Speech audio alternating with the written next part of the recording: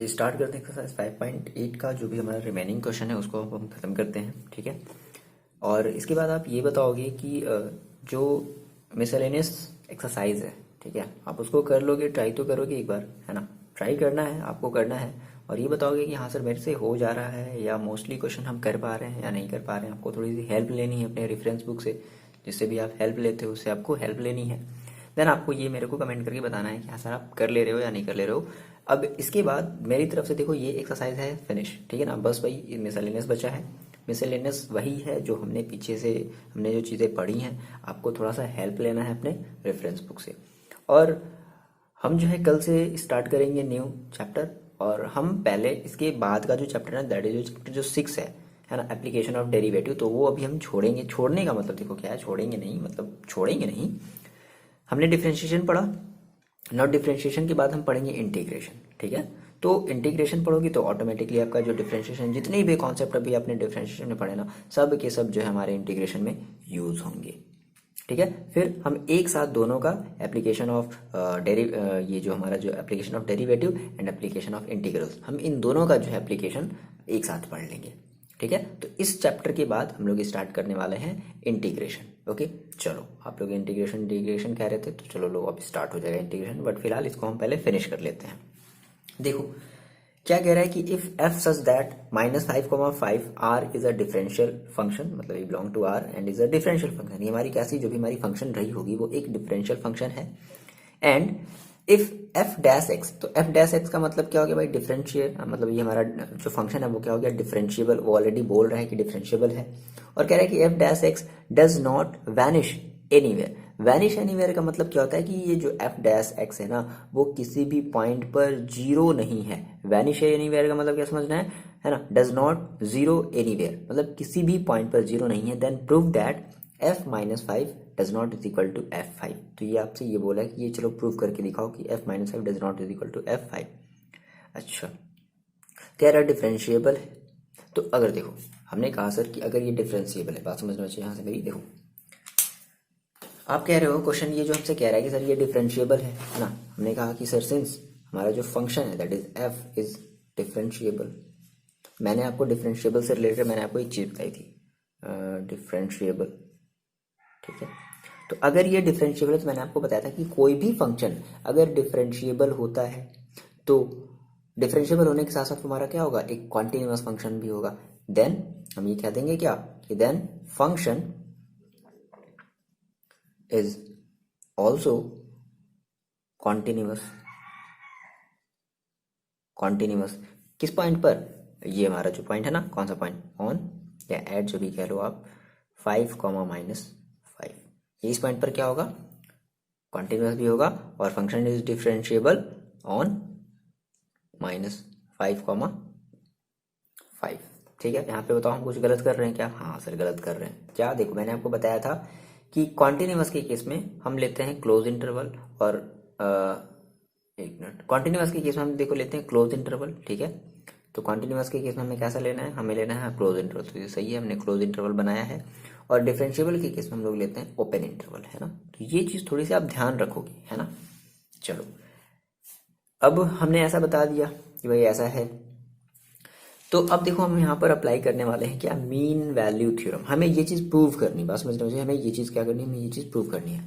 तो mean value theorem भी तो ये बताता था कि भाई डिफरेंशिएबल है, कॉन्टिन्यूअस है, तो क्या होता था, तो हम कहते थे कि हमारा कोई जो फंक्शन है एक सी हमारा एक ऐसा एग्जिस्ट करेगा दैट अगर हम इसमें मीन थ्योरम अगर हम अप्लाई करते तो हम क्या कहते थे कि सी बिलोंग्स टू दैट इज जो भी हमारा ए कॉमा बी होता था, तो यहाँ ए कॉमा बी नहीं, ए कॉमा बी की जगह क्या रखेंगे -5,5, है ना।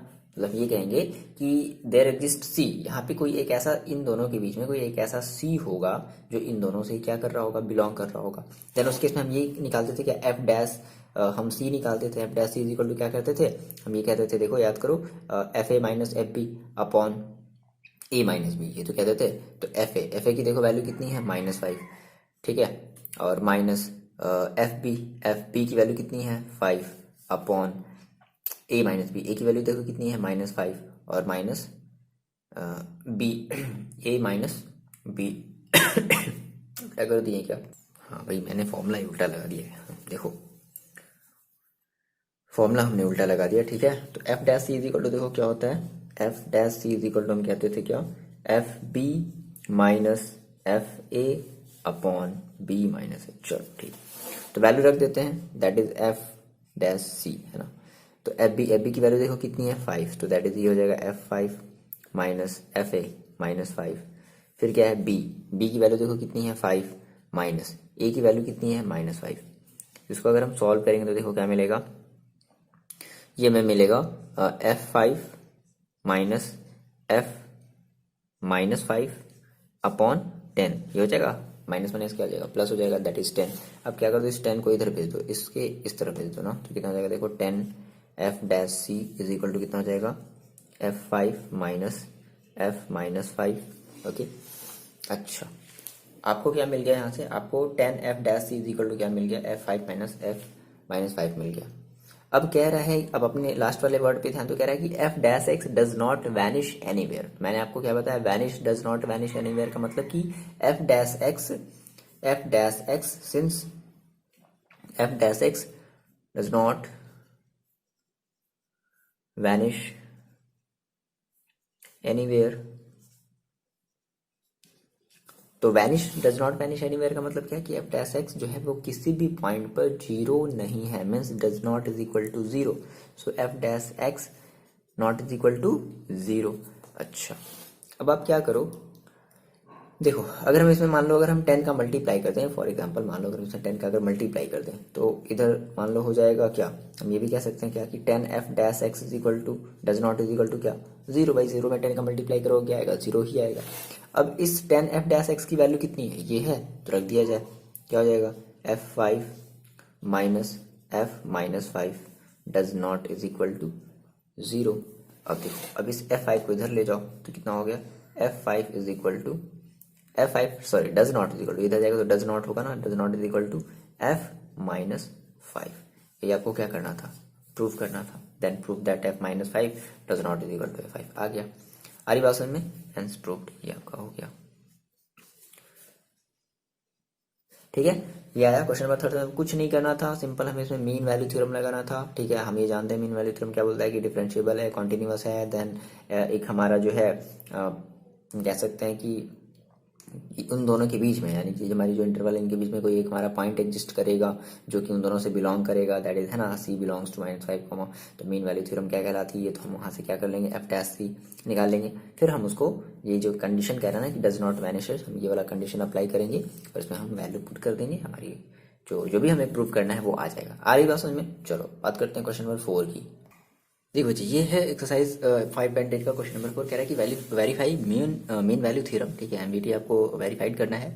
If F X is equal to X square minus 4x minus 3 in the interval, ये आपका क्लोज इंटरवल दिया गया है, where A is equal to 1 and B is equal to 4। Okay, देखो अभी देखो स्वेटर पहन लिया गया है क्योंकि थोड़ा ठंडा ही स्टार्ट हो गया है ना, तो रात में और ज़्यादा ठंडी लगे लगती है। तो देखो क्या है मेरे पास, हमें करना है मीन वैल्यू थ्योरम को क्या करना है, वेरीफाइड करना है। तो आपको पता था कि मीन वैल्यू थ्योरम, जैसे मैंने आपको बताया था कि मीन वैल्यू थ्योरम क्या बताती है कि अगर वो कंटिन्यू है, अगर वो डिफरेंशिएबल है, देन एक पॉइंट सी एग्जिस्ट करेगा। तो हम पहले वो चीज़ कर ले। अब देखो क्या हम कह सकते हैं कि हाँ सर ये हमारा कंटिन्यू है। देखो कंटिन्यू है क्योंकि ये हमारा कैसा फंक्शन है, एक अलजेब्रिक फंक्शन है, दैट इज एक हमारा ये पॉलिनोमियल, तो पॉलिनोमियल दैट मीन्स क्या होगा, ये हमारा एक कंटिन्यूअस फंक्शन होगा। तो हमने कहा since F X is polynomial, मतलब है ना कि हमारा दैट इज हम कह सकते हैं हमारी एक अलजेब्रिक फंक्शन है। सो क्या होगा, इट इज कॉन्टिन्यूअस। मैंने आपको बताया था, ये टर्म याद रखना था, कॉन्टिन्यूअस होगा, है ना, कॉन्टिन्यूअस फंक्शन।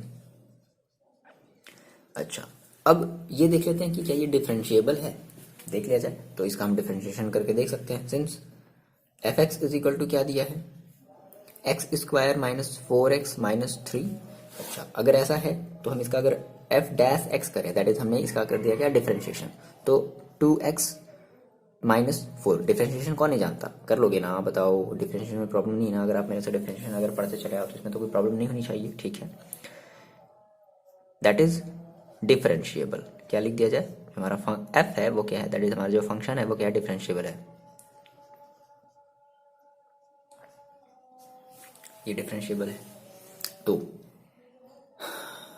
अब देखो, अच्छा फिर हम कहते थे कि सर अगर ऐसा हुआ तो हमारा जो है एक सी जो हमारा बिलोंग करेगा, है ना, इन दोनों से, सी एक बिलोंग करेगा इन दोनों से, और हम ये कहेंगे उस केस में कि हमारी जो एफ डैश सी है ना, एफ डैश हम सी कहेंगे, वो क्या होगी, वो होगी हमारी F B minus F A upon B minus A. तो ऐसा करते हैं कि पहले हम एफ बी निकाल लेते हैं, भाई हमें यहाँ पे एफ बी चाहिए ना, ठीक है, एफ बी चाहिए तो हम एफ बी की वैल्यू निकाल लीजिए, एफ ए की वैल्यू निकाल लीजिए, फिर बी माइनस ए की वैल्यू रखेंगे जो कि दी गई है। चलो, तो हम सबसे पहले क्या निकालते हैं, पहले निकालते हैं F B, that is F B. F B देखो हमें कितना रखना है, बी की जगह देखो हमें कितना रखना है, बी की जगह दिया गया है 4, ठीक है। तो एफ बी, ओके, यानी कि जैसे आपने कहा, ऐसे देखो बात समझो, आपने कहा सर हमारे पास एफ एक्स था, क्या था, एफ एक्स था, एफ एक्स इक्वल टू कितना है, x square minus 4x minus 3। अब x की जगह कितना रखना है, b, x की जगह कितना रखना है भाई, b रखना है, और b की वैल्यू है कितनी भाई, बस समझे ना, b की वैल्यू देखो, तो x जहां जहां x है उसकी जगह हम क्या करते हैं, b रख दे, तो ये कितना हो जाएगा, B square minus 4b minus 3। अब b की वैल्यू हमने कितनी मानी है, b की वैल्यू मतलब दी गई है, कितनी दी गई है, 4 दी गई है, तो हम क्या कह सकते हैं, f4 इज इक्वल टू क्या आ जाएगा, 4 का स्क्वायर माइनस 4 इंटू 4 माइनस का 3, कितना आ जाएगा, 16 माइनस 3, इट मीन्स माइनस का 3। तो F4 की वैल्यू कितनी आई, माइनस 3। सिमिलरली अब हम क्या निकाल लेते हैं, अब हम एफ ए की वैल्यू निकाल लेते हैं। अब बात समझना, फिर से आपने कहा सर मेरे पास ये एफ एक्स है, तो F A is equal to देखो कितना हो जाएगा, बात समझो, देखो जहां भी एक्स है ना उसकी जगह हम क्या रख रहे हैं, सिंपल ए रख रहे हैं, तो एक्स की जगह क्या रख दिया जाए, ए रख दिया जाए, तो F A is equal to देखो कितना हो जाएगा, ए स्क्वायर माइनस 4a माइनस का 3। तो अब देखो ए की वैल्यू देखो कितनी दी गई अपने क्वेश्चन में, देखो ए की वैल्यू दी गई 1, दैट इज कितना हो जाएगा, F1 इज इक्वल टू कितना हो जाएगा, 1 का स्क्वायर माइनस 4 इंटू 1 माइनस का 3। सो फाइनली आपको कितना मिलेगा, 1 माइनस 4 माइनस 3, तो ये आपका कितना हो जाएगा, ये आपका हो जाएगा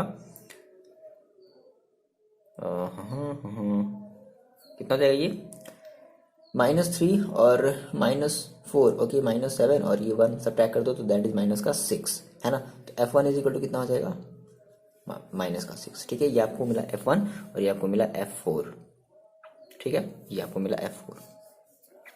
अब क्या कर दिया जाए, अब इस वाले फॉर्मूले में रख देते हैं, है ना। तो देखो F dash C is equal to कितना हो जाएगा, एफ बी की देखो वैल्यू कितनी आई है, एफ बी दैट इज ये एफ बी की वैल्यू कितनी आई है, माइनस का 3, तो कितना रख दिया जाए, माइनस का 3 माइनस एफ ए की वैल्यू कितनी है, माइनस का 6, तो ऑलरेडी माइनस है, माइनस का 6 अपॉन बी माइनस है, बी की वैल्यू देखो कितनी है 4 माइनस ए की वैल्यू कितनी है 1, तो कितना आ जाएगा, ये हो जाएगा -3 और माइनस माइनस प्लस, प्लस का 6 दैट इज +6 और -3 दैट इज 3 अपॉन 3, ठीक है। तो कितना कट गया 1, यानी कि आपने कहा सर कि एफ डैश जो सी आया ना वो कितना आया, 1 आया। अब बात समझना, F dash C is equal to कितना आया, 1 आया। देखो अब आपने यहां से एफ डैश एक्स निकाला है, ठीक है, क्या निकाला आपने, एफ डैश एक्स, और आपने यहां से क्या निकाला है, एफ डैश सी।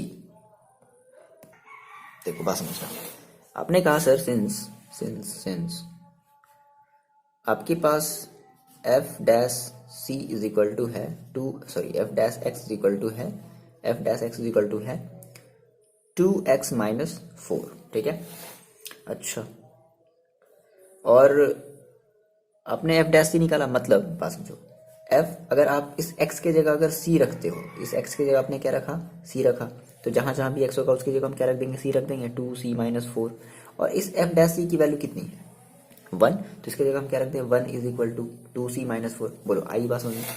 अच्छा, अगर ऐसा हुआ तो हम क्या कहेंगे कि यहाँ से आप अगर c की अगर वैल्यू आप निकालना चाहते हो तो 2c इज इक्वल टू कितना हो जाएगा, 4 + 1 that is 5, so c is equal to कितना हो जाएगा, 5/2 का मतलब 2.5। तो c की वैल्यू कितनी आ गई है, c की वैल्यू आ गई है 2.5। देखो अब मीन वैल्यू थ्योरम क्या बोलता था कि there exist a point such that, ठीक है, जिसमें हम ये कहते थे कि हमारा जो c है वो बिलोंग करता था a, b से। चलो c, अब c की वैल्यू देखो कितनी है, क्या ये सच में ऐसा है, 2.5 बिलोंग्स टू a, 5, a की वैल्यू देखो कितनी है 1 और b की वैल्यू कितनी है 4। तो क्या ये सच में 2,5 इससे बिलोंग कर रहा है? मतलब ये आपका एक इंटरवल है, दैट इज 1,4। ये आपका एक इंटरवल है, मैंने आपको स्टार्टिंग में बताया था, ये क्या है? एक इंटरवल है। इंटरवल का मतलब कि 1 से 1 को हम क्या करते हैं, 1 को हम एक्सक्लूड करना है और 4 को, मतलब कि 1 और 4 के बीच में क्या 2.5 आ रहा है? सिंपल ऐसे समझो, 1 और 4 के बीच में क्या 2.5 आ रहा है? आ रहा है ना। तो दैट मीन्स ये बिलोंग कर रहा है, और अगर ये बिलोंग किया इट मीन्स हमारी मीन वैल्यू थ्योरम क्या हो गई? वेरीफाइड हो गई। ठीक है, हेंस हम क्या लिख देंगे? Hence mean value theorem. देखो मैंने मीन वैल्यू थ्योरम का पहले कॉन्सेप्ट आप पहले एक बार देख लो अपने कॉपी में, मैंने आपको क्या लिखवाया है। Hence mean value theorem verified for the given function. ठीक है, गिवन फंक्शन के लिए हमारी मीन वैल्यू थ्योरम क्या है? वेरीफाइड है। क्लियर है? ये बात बताओ, समझ में आया? आप पहले मीन वैल्यू थ्योरम का पूरा कॉन्सेप्ट देखो कि मैंने मीन वैल्यू थ्योरम के बारे में क्या बताया था। और फिर मैंने कहा था कि अगर ये मीन वैल्यू थ्योरम अगर वेरीफाइड है तो एक पॉइंट ऐसा एग्जिस्ट करना चाहिए जो कि ये इससे क्या करना चाहिए? बिलोंग करना चाहिए। हमने क्या किया? हमने उसी सी की वैल्यू निकाल ली, और ये सी की वैल्यू देखो इससे बिलोंग कर रहा है। ठीक है ना, तो इसलिए हम कह सकते हैं हाँ भाई ये हमारा मीन यहाँ पे वैल्यू थ्योरम वेरीफाइड हो गया। बस यही करना है और कुछ भी नहीं। ठीक है, आसान सा ये एक्सरसाइज है। ठीक है ना, कोई बहुत बड़ी इसमें चीज़ आपको नहीं जो है कि बहुत ज़्यादा दिमाग नहीं लगाना है। सिंपल जो थ्योरम है उसी बेसिस पे हम ये कर रहे हैं। चलो बात करते हैं क्वेश्चन नंबर 5 की। देखो जी, ये फिफ्थ वाला क्वेश्चन भी वैसे ही कह रहा है कि verify the mean value theorem if F X equal to, ये आपका इतना दे दिया गया है, in the interval of A comma B, है ना, ये आपका close interval A comma B है, where A is equal to this and B is equal to, ये आपका दे दिया गया। Find all C. ठीक है, आपको सी की वैल्यू निकालनी है विच बिलोंग्स टू 1,3। ठीक है, जो 1,3 के बीच में आना चाहिए, है ना, आपको सी की एक ऐसी वैल्यू निकालनी है जो इसके बीच में आनी चाहिए। ठीक है ना। अच्छा, अगर हम ये चीज़ निकाल लेते हैं, मतलब कि मान लो हम जैसे हमने सी की कोई भी अगर हमने वैल्यू निकाली जो इसके बीच में आ रहा है, 1 और 3 के बीच में आ रहा हो, तो हम कहते हैं हाँ भाई हमारा जो मीन वैल्यू थ्योरम है वो क्या हो गया? वेरीफाई हो गया। For which F dash is equal to 0। ठीक है, ये बात की बात है। तो सेम वही काम करना है हमें। क्या हमारे पास क्या दिया गया है? देखो हमने कहा सर हमारे पास क्या है? हमारे पास गिवन फंक्शन है। ओके, तो हमने कहा sir F is equal to, ये गिवन है क्या? F X is equal to दे दिया गया कितना? X cube minus 5x square minus 3x, ये हमारे पास गिवन है। अब देखो, अगर हम कह रहे हैं कि हमारे पास अगर फंक्शन है और कह रहा है कि ये जो हमारा जो इंटरवल है ना, गिवन इंटरवल क्या है? इंटरवल। ठीक है, इंटरवल के बारे में कभी हमको डिस्कस करेंगे, बट फिलहाल मैंने आपको जो चीज़ें बताई उसको आपको थोड़ा सा ध्यान में रखना है। गिवन इंटरवल क्या है? ए कॉमा बी। ए कॉमा बी अगर हम इसमें अगर वैल्यू रखते हैं तो हमें इसमें क्या मिलेगा? ए की वैल्यू मिलेगी 1,3। ठीक है, ये। अब हमें जैसे पता है कि हम इसमें दो, अगर हमें मीन वैल्यू थ्योरम अगर वेरीफाइड करनी है तो हम दो चीज़ें बताएंगे पहले कि हाँ भाई ये हमारा एक कॉन्टिन्यूस होना चाहिए और ये हमारा कॉन्टिन्यूस के साथ साथ डिफरेंशिएबल भी होना चाहिए। देखो, तो हमने कहा कि सर सिंस हमारा ये जो फंक्शन है ना वो एक अलजेब्रिक फंक्शन है। ठीक है, तो अगर अलजेब्रिक फंक्शन है तो क्या होगा? ये एक हमारा एक कॉन्टिन्यूस फंक्शन होगा। आगे बात सुनिए। अच्छा, तो हमने कहा कि सिंस एफ हमारा क्या है? एफ इज ए पॉलिनोमियल, मतलब एक अलजेब्रिक फंक्शन है, पॉलिनोमियल है ना, पॉलिनोमियल फंक्शन है। ठीक है, सो हम क्या कहेंगे? So it is, that is, it is का मतलब क्या? फंक्शन है ना, इट इज कॉन्टिन्यूस। कॉन्टिन्यूस किस पर? Continuous on 1,3। ठीक है, कॉन्टिन्यूस के लिए हम क्या करते हैं? Close interval and. अब देखो, अगर भाई ये ऑब्वियस सी बात है ये डिफरेंशिएबल भी होगा, अब हम इसका डिफरेंशिएशन भी करेंगे, एंड ये भी बता दिया जाए कि and differentiable, differentiable on close interval लगाते हैं। ठीक है, सॉरी ओपन इंटरवल लगाते हैं 1,3। 1,3 पर ये क्या होगा? डिफरेंशिएबल होगा। देखो अगर डिफरेंशिएबल होगा 1,3 पर, ठीक है, देखो अब अगर ये डिफरेंशिएबल है तो हम इसकी डिफरेंशिएबिलिटी चेक कर लेते हैं। कैसे? हमने कहा कि F X is equal to कितना मेरे पास? X cube minus 5x square minus का 3x है। इसको अगर हम इसका डिफरेंशिएशन करें that is F dash X, हमें कितना मिल जाएगा? 3x स्क्वायर, क्या मिलेगा? 3x स्क्वायर माइनस का 10x और माइनस का 3, ये क्या होगा? ये हमारा डिफरेंशिएशन मिलेगा। अच्छा देखो, अब हम कहते हैं अगर अपने बात करें मीन वैल्यू थ्योरम के रिगार्डिंग, तो हम ये कहते थे कि भाई अगर डिफरेंशिएबल है, कॉन्टिन्यूअस है, then there exist a point C, आई बात समझ ना, there exist a point C such that C belongs to 1,3, यही तो कहेंगे ना, अरे बात में such that C belongs to 1,3 ये कहेंगे। तो अब अगर ऐसा होता था देन हम फिर कहते थे कि F dash C is equal to वो बी ए माइनस, है ना, sorry F B minus F A, आ रही बात समझ। तो हम क्या करते हैं, हमने देखो, हमने जो है, हमें एफ बी और एफ ए की वैल्यू चाहिए, तो ऐसा करते हैं, वो चीज़ समझ में आएगी ना, हमने आपको थोड़ा सा एक स्टेप आगे का बताया कि हमें एफ बी और एफ बी, हमें सिमिलरली हमें एफ बी और एफ ए चाहिए, जिस तरीके से हमने पिछले वाले क्वेश्चन हमने ट्राई किया था। तो हम यहाँ से क्या कर ले, हम यहाँ से एफ बी और एफ ए की वैल्यू निकाल लें, क्या हो जाएगी देखो। तो हम ये कर लेंगे क्या, पहले हम एफ ए की वैल्यू निकाल लेते हैं। ओके, तो एफ ए देखो, अब कई बच्चे सोच रहे हैं सर ये एफ ए कहाँ से आ गया अचानक से। देखो, आपको एफ ए नहीं पता, आपको पता है F X. F X is equal to है कितना, X cube minus 5x² minus 3x। तो इस x की जगह हम क्या रख रहे हैं, a। तो जहाँ जहाँ भी x होगा उसकी जगह हम क्या रखेंगे, a। और a की वैल्यू हमने क्या मानी है, आप समझो, a की वैल्यू हमने क्या मानी है, चलो एक बार दिखाई दो यार। F A is equal to कितना है, a cube minus 5a² minus 3x, और a की वैल्यू देखो क्या दी गई है, 1। तो f1 इज इक्वल टू 1 का क्यूब दैट इज 1 आएगा, 5 इंटू 1 दैट इज 5 मिलेगा, माइनस का 3 इंटू 1 दैट इज 3 मिलेगा। तो कितना हो जाएगा, 5 माइनस 3 8, और 8 माइनस 1 दैट इज 7। गड़बड़ कर दी है क्या, F A F B, okay है ना। कितना आ जाएगा, 1 माइनस 5 माइनस 3, है ना, माइनस 8 और माइनस 7 आएगा, ठीक है। तो एफ ए कह सकते हैं या F1 कह दिया, F1 की हमें वैल्यू मिल गई कितनी, -7। सिमिलरली अब हम क्या निकाल लें, एफ बी की वैल्यू निकाल लें, एफ बी। तो हमें ये एफ एक्स पता है, हम इस एक्स की जगह देखो क्या रखने वाले हैं, बी रखने वाले हैं, रख देते हैं। तो कितना हो जाएगा, B cube minus 5b² minus 3b।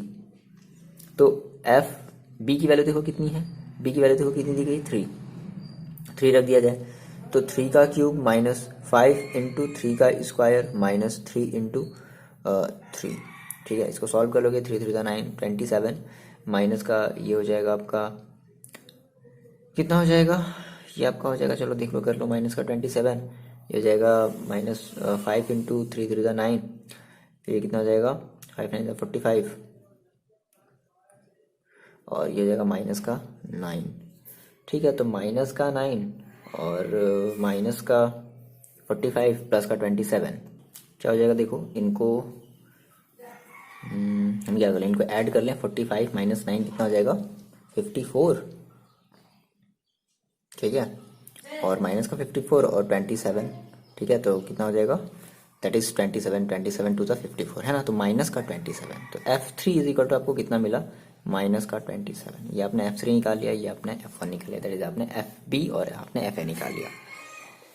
तो अब हम जानते हैं क्या कि F dash C is equal to, there exist a point, है ना, एफ डैश सी हम निकालते थे, तो F dash C is equal to देखो क्या होता था, एफ बी, ये लिखना पड़ेगा आपको, minus F A upon B minus A, ठीक है।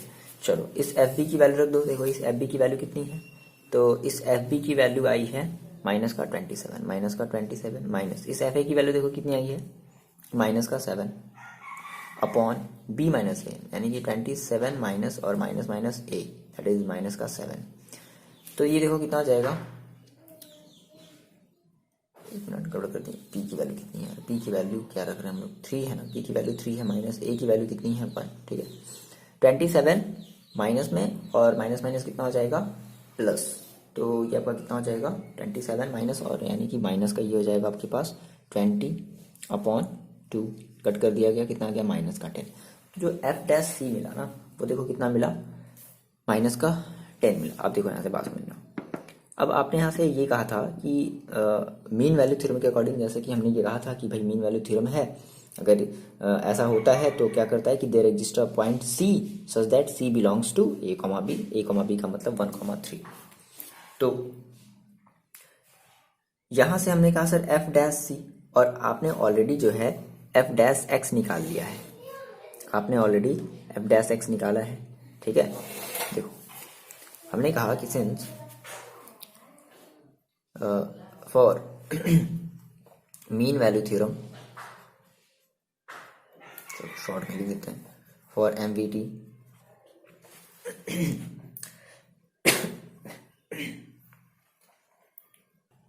ठीक है, हम ये लिख देते हैं for MVT there exist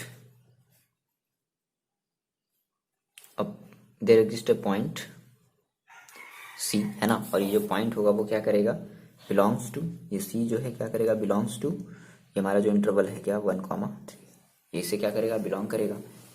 then हमने ये कहा था क्या कि F dash C is equal to ये, अब इसकी वैल्यू देखो कितनी है, ये F dash C is equal to this, और एफ डैश सी की वैल्यू कितनी है, -10, तो F dash C is equal to -10। अब सिंस आपके पास है क्या, देखो आपके पास है एफ डैश एक्स कितना है, 3x² माइनस का 10x और माइनस का 3, ये आपके पास एफ डैश एक्स है ना।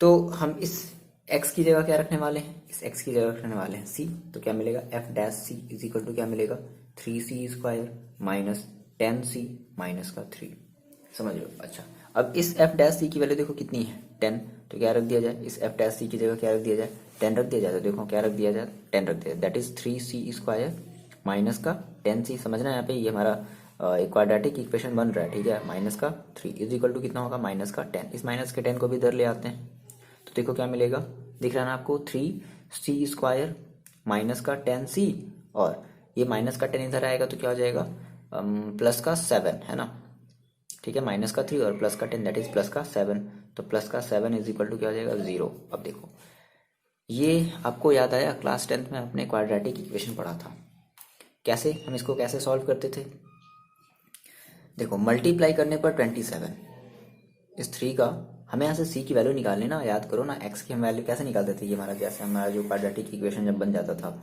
तो क्या करते थे, इस x² के जो भी मल्टीप्लाई मतलब जो भी कॉफिशिएंट होते थे, जैसे यहाँ पे c² है कोई बात नहीं, तो इस c² का हमारा जो भी कॉफिशिएंट दैट इज 3, इस लास्ट वाला ये हमारे इस फॉर्म में है ना, देखो ax² plus bx plus c is equal to 0, इस फॉर्म में है।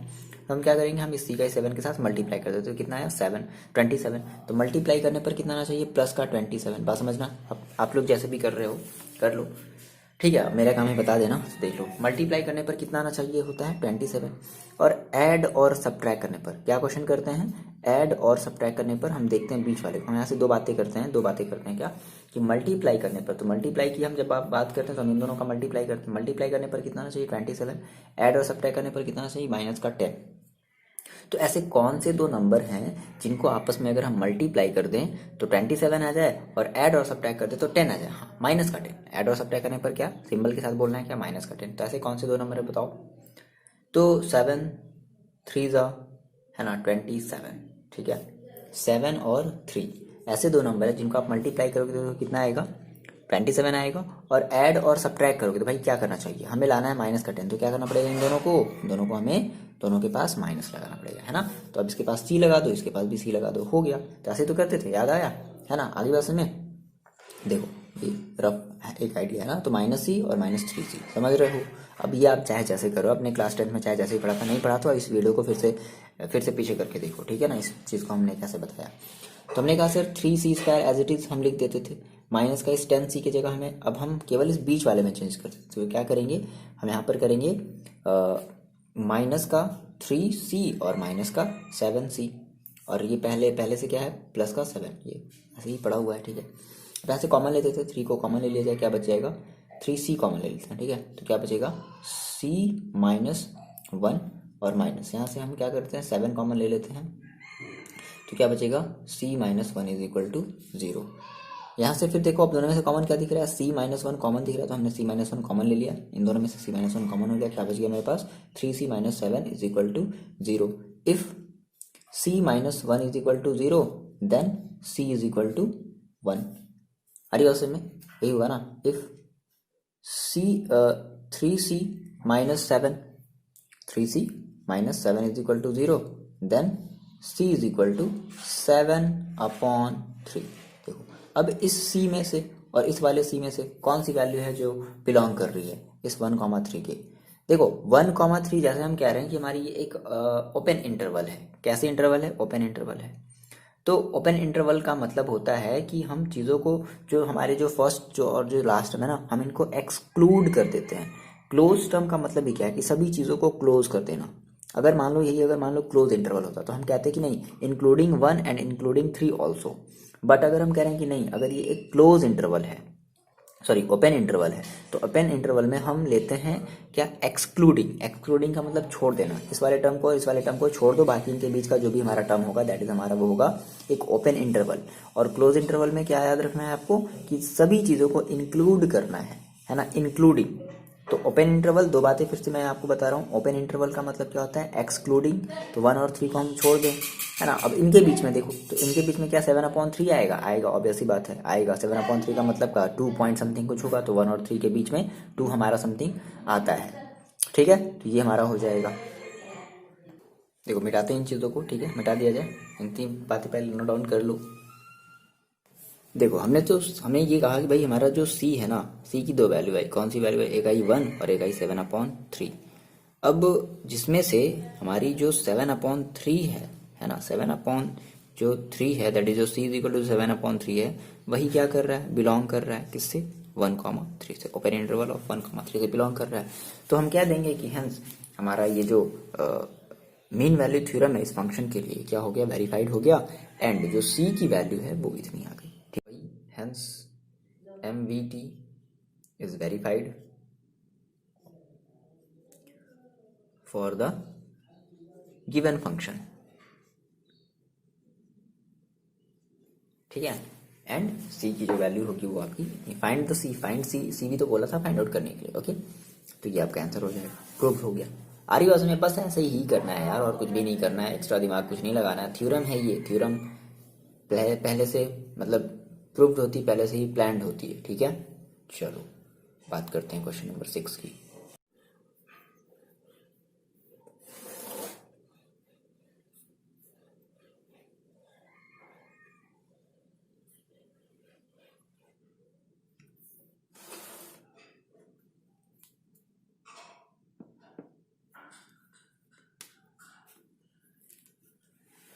देखो जो क्वेश्चन नंबर हमारा 6 है, क्या बोल रहा है 6 कि examine the applicability of mean value theorem for all 3 functions given in the above exercise 2। Okay, तो जिस तरीके से हमने एक्सरसाइज 2 मतलब जो हमने क्वेश्चन नंबर हमने जो 2 किया था ना, जिस तरीके से हमने सॉल्व किया था ना, कि हम किस तरीके से अपने डिफरेंशिएबिलिटी को चेक करते थे, है ना, ग्रेटेस्ट इंटीजर फंक्शन के लिए, सेम वही फंडा, सेम वही कॉन्सेप्ट हम इसमें अप्लाई करेंगे। बस इसमें हमारी एक नई चीज़ आ जाएगी, क्या? F dash C is equal to F B minus F A upon P minus A. बोलो इतनी बात समझ आई? हमें क्या करना है? देखो तो इसमें जो है हम एक क्वेश्चन करेंगे, ठीक है, और एक थर्ड वाला क्वेश्चन करेंगे, बाकी का सेकेंड वाला आप करोगे। चलो देखते हैं क्या है। तो हमारा देखो एक्सरसाइज, अब हमें दो क्वेश्चन नंबर 2 हमें देखना पड़ेगा। देखो क्या हमारे पास क्वेश्चन नंबर जो 2 है,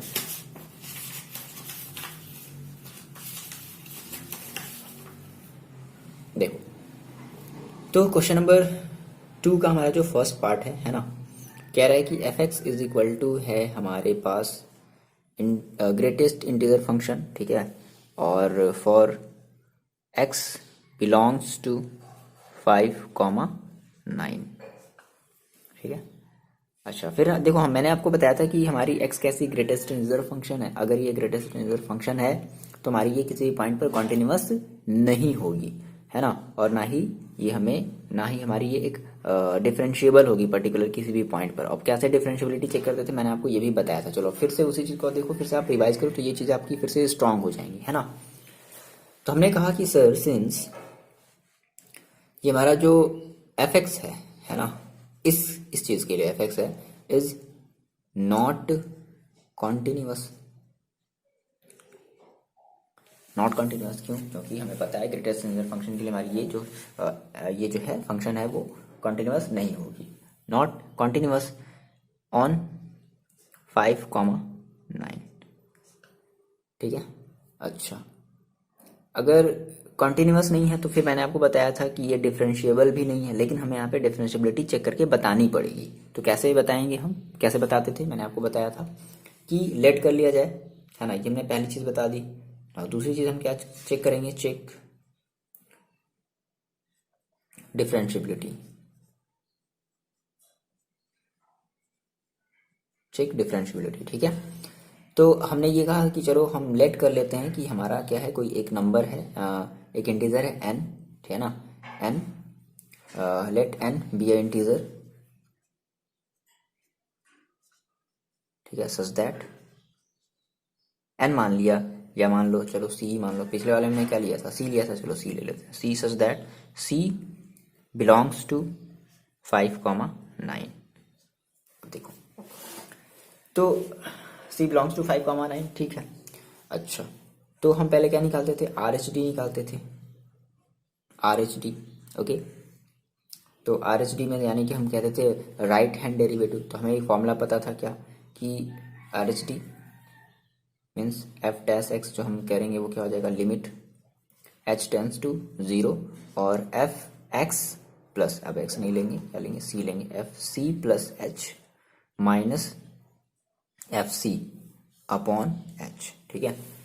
अब देखो मैंने आपको बताया था कि राइट हैंड डेरिवेटिव के लिए, है ना, अगर हम राइट हैंड डेरिवेटिव अगर हम लेते थे तो राइट हैंड डेरिवेटिव में हम अपर मतलब इस न्यूमैरेटर में एच की वैल्यू क्या रखते थे, 0, ठीक है। अच्छा, पहले हम बात कर लेते हैं फंक्शन। फंक्शन देखो फिर से बात समझना, जिन बच्चों को समझ में नहीं आया कि फंक्शन की वैल्यू कैसे रखते हैं।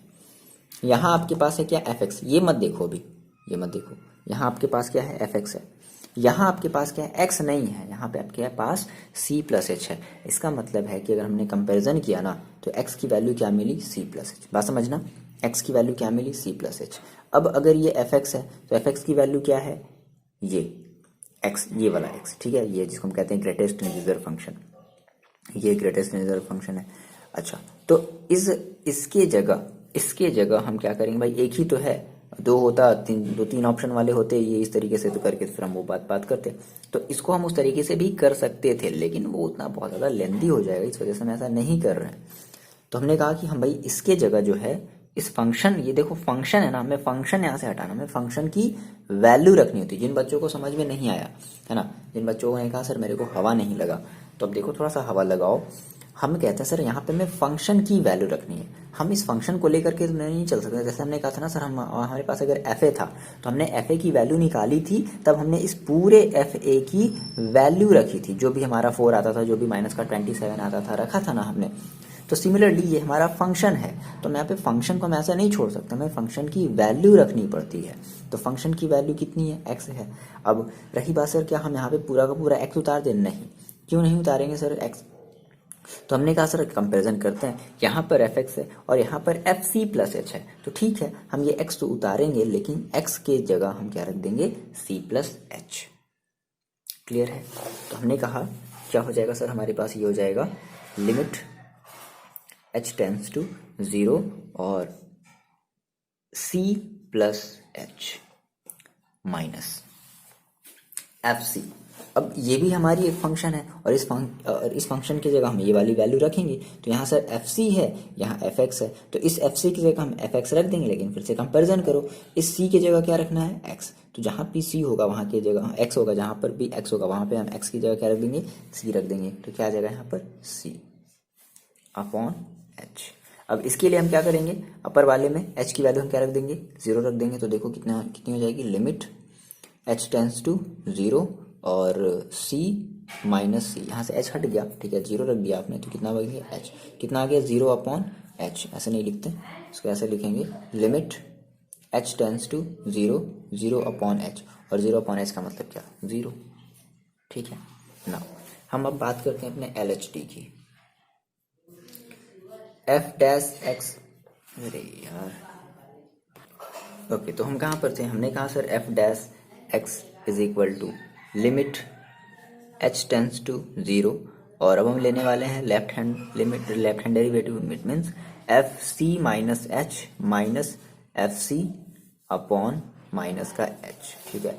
फिर से सेम वही काम, एफ सी माइनस एच, तो फंक्शन की उठाकर यहाँ पे वैल्यू रख देते हैं, that is C minus H हो जाएगा और माइनस ही हो जाएगा आपका सी, ठीक है, अपॉन माइनस का एच। अब हम ये लेफ्ट हैंड डेरिवेटिव ले रहे हैं, तो लेफ्ट हैंड डेरिवेटिव के लिए मैंने आपको बताया था कि यहाँ पे हम जो एच की वैल्यू है वो कितनी रखते हैं, माइनस का 1 रखते हैं। तो रख दिया जाए c-1 माइनस सी अपॉन माइनस का एच।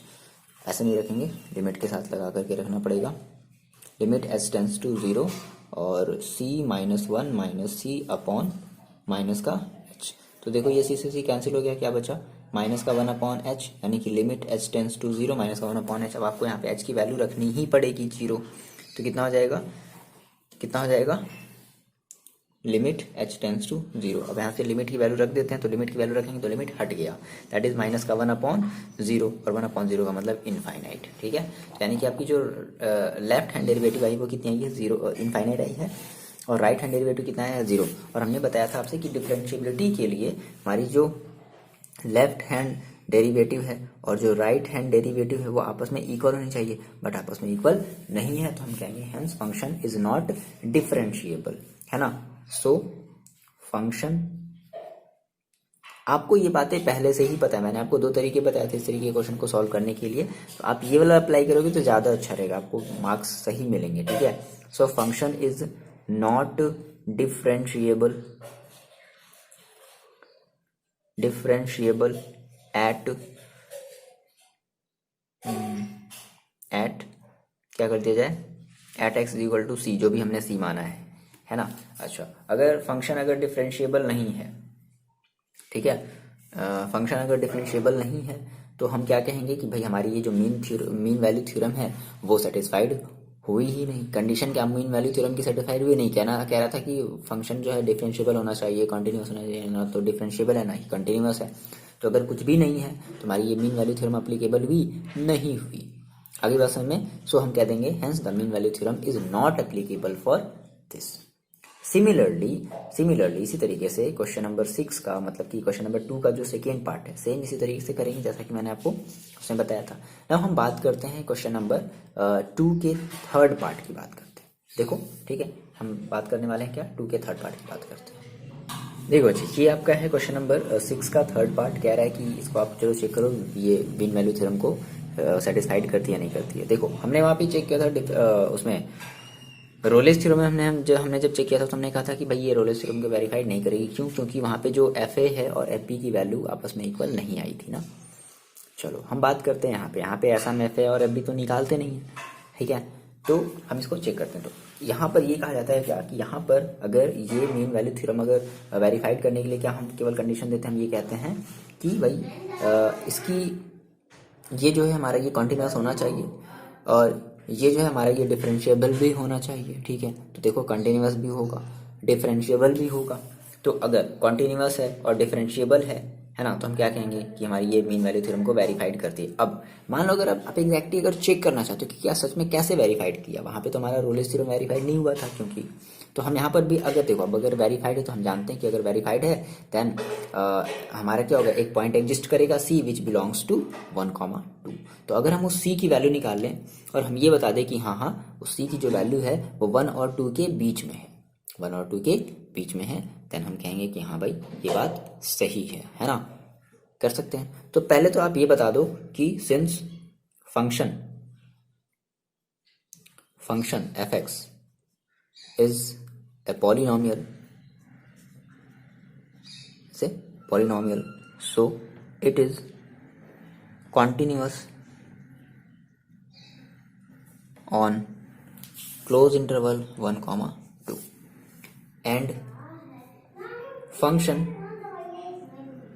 is differentiable, है ना, डिफरेंशिएबल है, डिफरेंशिएबल ऑन 1,2। ठीक है, 1,2 पर क्या है, ये डिफरेंशिएबल है। सो हम ये कहेंगे कि फंक्शन जो है, फंक्शन इज फंक्शन, तो ऐसे बता दो, सो फंक्शन क्या कर रहा है, function satisfies all the condition, all the conditions of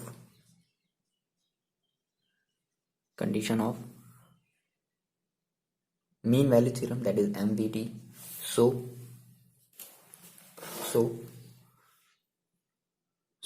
MVT is verified for the function.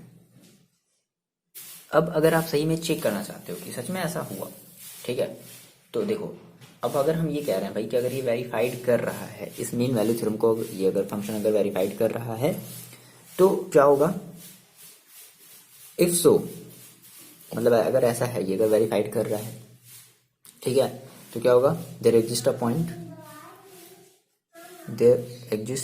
A point C belongs to 1,2। ये क्या होना चाहिए, 1,2 से क्या करना चाहिए, बिलोंग होना चाहिए। ठीक है, सही बात है। चलो देखते हैं। तो हमने कहा सर अगर हम इस सी की वैल्यू निकालें समहाउ तो हम ये बता सकते हैं, है ना। तो अब अगर ये वेरीफाइड अगर करता है तो हम कहते हैं कि अगर ऐसा है तो हम क्या करते हैं, हम एफ डैश सी निकालते हैं। F dash C is equal to कहते हैं कि F B minus F A upon B minus A, ये कहते हैं। अच्छा, तो ऐसा करते हैं कि पहले हम एफ बी और एफ ए की वैल्यू निकाल लेते हैं। देखो अब ये एफ बी और एफ ए कहाँ से आ गया भाई, देखो हमारे पास, हमें नहीं पता है एफ बी क्या है, हमें बस केवल एफ एक्स पता है। ये गिवन है हमारे पास, कितना गिवन है, एक्स स्क्वायर माइनस 1। अच्छा, एक्स स्क्वायर माइनस 1 है, तो एफ एक्स की जगह कितना रखना है, ए, क्या कितना रखना है, ए, तो एक्स की जगह कितना हो जाएगा, ए हो जाएगा, that is a square minus 1। अब ए की जगह कितना रखना है, 1, तो f1 is equal to 1 minus 1, that means 0। कितना मिलेगा, 0। सिमिलरली हम क्या निकाल लें, F B is equal to क्या हो जाएगा, बी स्क्वायर माइनस 1। अब बी की वैल्यू देखो कितनी रखनी है, 2, तो 2 का square minus 1, it mean 4 minus 1 that is 3। तो f2 की वैल्यू यानी कि fb की वैल्यू कितनी मिलेगी, 3 मिलेगी। अब बात समझना, हम कह रहे हैं F B minus F A है, ठीक है, F B minus F A है अपॉन ये भी माइनस, हम इसकी डायरेक्टली वैल्यू रख देंगे। अच्छा, यहाँ से हम एफ डैश सी निकाल लेते हैं। क्या निकाल लिया जाए, एफ डैश सी। तो एफ डैश सी निकालने के लिए पहले हमें एफ डैश एक्स निकालना पड़ेगा। तो देखो हमें एफ एक्स पता है कितना, सिंस हमें एफ एक्स पता है, कितना पता है, एक्स स्क्वायर माइनस 1। इसका अगर हम एफ डैश अगर एफ डैश एक्स निकालें तो देखो क्या मिलेगा, एफ डैश अगर मतलब डिफ्रेंशिएशन कर दिया गया तो कर दिया जाए, कितना मिलेगा, 2x और माइनस का 1 का डिफरेंशिएशन करेंगे, क्या मिलेगा, 0। तो F dash x equal to कितना मिला, 0, 2x। अगर हम इसको एफ डैश सी में अगर कन्वर्ट करें तो x की जगह में क्या रखना पड़ेगा, c। यही चीज़ होती है, ठीक है, हमें केवल एक चीज़ पता है, फंक्शन, ठीक है, बस वहाँ पे हमने c की वैल्यू रख दी। क्यों, क्योंकि यहाँ पे एफ सी बोल रहे हैं, अगर f1 बोलते तो x की वैल्यू 1 रख देते हैं। चलो, तो इस एफ डैश सी की जगह देखो कितना रख दिया जाए, 2c। कितना रख दिया जाए, 2c इज इक्वल टू, इस एफ बी की वैल्यू रखो, एफ बी की देखो वैल्यू कितनी है, एफ बी की वैल्यू आई है that is f2, f b means f2 is equal to कितना है, 3, माइनस एफ ए की वैल्यू कितनी है, 0 अपॉन बी की वैल्यू कितनी है, 2 माइनस 1। तो कितना मिलेगा, देखो 2c is equal to 3 upon 1, कितना मिलेगा। अच्छा, तो कितना हो गया, देखो इसको अगर हम सॉल्व कर लें, सो c इज इक्वल टू कितना मिलेगा, 3 अपॉन 2। 3 अपॉन 2 का मतलब कितना हो जाएगा, 1.5। आप मेरे को ये बताओ, क्या ये जो 1.5 है, ठीक है, c इज इक्वल टू जो 1.5 है, क्या ये इससे बिलोंग नहीं कर रहा है 1,2 से, क्या 1,2 के बीच में क्या एक नंबर 1.5 नहीं आएगा, आएगा, है ना। तो इस वजह से हम ये कह सकते हैं कि हम भाई हमने क्या कर दिया, प्रूव कर दिया, हेंस इट इज प्रूव्ड। आगे बात में ये आपको समझ में आया, कमेंट करके बताओगे, और आप ये बताओगे कि हाँ सर हमने सेलेनियस वाले खुद से करेंगे, थोड़ी सी रेफरेंस बुक की हेल्प लेंगे, उससे थोड़ा सा हम ट्राई करेंगे बट करेंगे, है ना। और हम जो है, हाँ सर आप जो है स्टार्ट कीजिए नेक्स्ट जो भी आपका चैप्टर है, आपको जो भी पढ़ाना है इंटीग्रेशन, जैसे हम लोग इंटीग्रेशन पढ़ने वाले हैं, ठीक है। इंटीग्रेशन के बाद फिर हमने आपको बताया ना कि इंटीग्रेशन के बाद फिर हम लोग जो है एप्लीकेशन ऑफ डेरिवेटिव पढ़ेंगे एंड देन फिर एप्लीकेशन ऑफ इंटीग्रल्स पढ़ेंगे, ठीक है। ओके, तो हम लोग स्टार्ट करने वाले हैं इंटीग्रल्स, दैट इज इंटीग्रेशन। मजा आएगा पढ़ करके, और जितनी भी आपने डिफरेंशिएशन वाली जो भी चीज़ें आपने पढ़ी हैं वो सब की सब इसमें क्या होंगी, फिर से रिवाइज होंगी। चलो, तो टेंशन नहीं लेना है, बहुत सारे एक्सरसाइज हम जल्दी ही खत्म करने वाले हैं उसको। तो स्टार्ट करेंगे हम लोग अपना ये डिफरेंट इंटीग्रेशन, है ना, कल से ही स्टार्ट करेंगे, आज से तो नहीं हो पाएगा, ठीक है। आज तो अभी बहुत सारे काम जो है वो बचे हुए हैं। चलो, तो मिलता है आपसे नेक्स्ट वीडियो में। पढ़ाई करते रहो, और कमेंट करके जरूर बताना कि आप क्या सोच रहे हो, आपके मन में क्या चल रहा है, थोड़ा सा हम भी ये देखें, ठीक है। मिलते हैं आपसे नेक्स्ट वीडियो में। पढ़ाई करते रहो और अपना ख्याल रखो।